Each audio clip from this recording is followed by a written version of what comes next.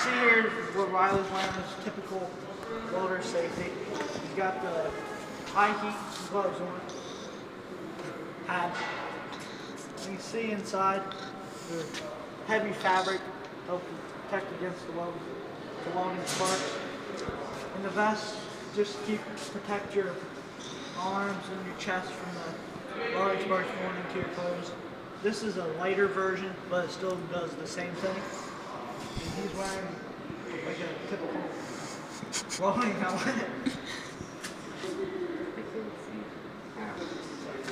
And if he looks through this little purple square here, it's actually black. That's green. Here, you can see, if you look on the inside here, it's green if you look up, when you look into the light, but certain brightnesses it will turn black, and you can watch the bead of the weld as you weld.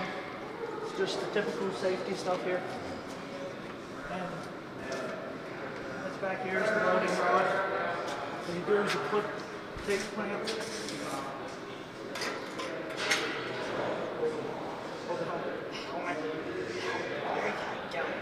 What you do is just take the rod in there like that, and just so that the metal's in there, and then you flip down, and this will melt away. It's sort of like a spark.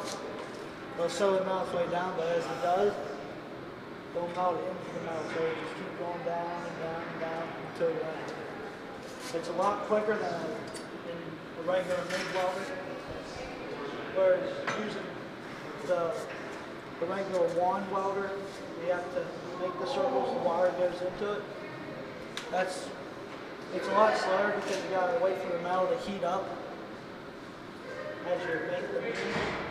You want to make sure you get both pieces of metal as you do this, but still it's the same concept. This just goes a little quicker because rather than melding them together, you're bonding them together using the metal and the rod, which also heats this up, but it does it a lot quicker. And that's the basics here. I mean, we ain't wearing a full welding suit.